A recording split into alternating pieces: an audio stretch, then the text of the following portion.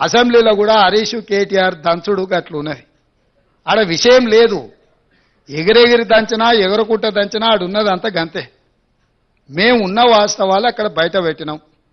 మా ఆర్థిక మంత్రి గారు, మా ఉప ముఖ్యమంత్రి గారు వాస్తవాలను అక్కడ టేబుల్ చేసి మీరు ఏమేం చెప్తారో చెప్పండి అని చెప్పి రోజంతా సమయం ఇచ్చినాం. అక్కడ చెప్పాల్సింది చెప్పకుండా ఇంటికాడికి పోయి మళ్ళేదో కొత్త దుకాణం తెరిచాను.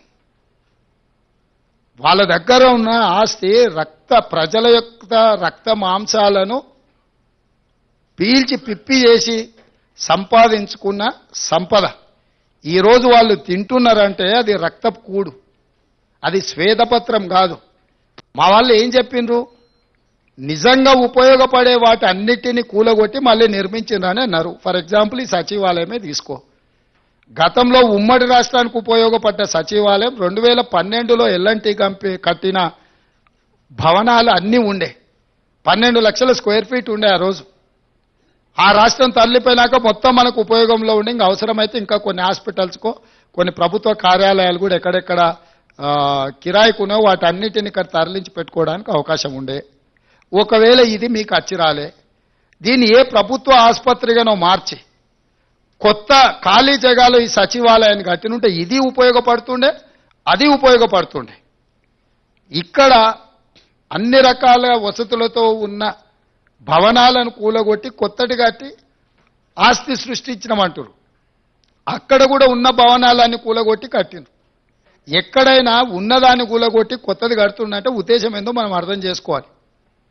అంతెందుకు, నేను కొత్త బండ్లు కొనను, ఖర్చు పెట్టానని చెప్పిన. మీకు తెలవాల్సింది ఏంటంటే 22 ల్యాండ్ క్రూజర్లు కొని కొత్తవి దాచిపెట్టారు. నేను సీఎం అయినాక 10 రోజుల వరకు నాకే తెలియదు.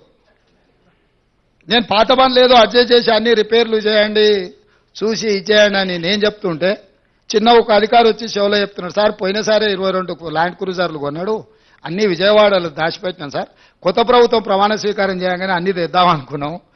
ఆయన నెత్తి మీద దరిద్రం ఉండి ఆయన ఇంటికి పోయింది సార్, 22 కొత్త ల్యాండ్ క్రూజర్లునే.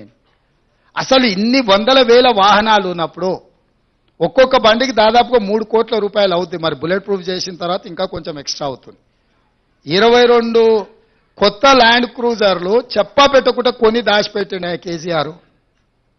మూడోసారి కూడా వస్తాడు, అన్ని అందరూ 22 అంటే ఆయనకు ఆయన వంది మాగతులకు అందరికీ ఉండడానికి. ఇట్లాంటివి ఆయన సృష్టించిన సంపద. అవి ప్రభుత్వ ఆస్తి తీసుకోకుండా వెళ్ళిపోతాయి. కావాలంటే మీరు కూడా తిరగండి, ఇస్తాం అట్లా రౌండ్ కొట్టరండి.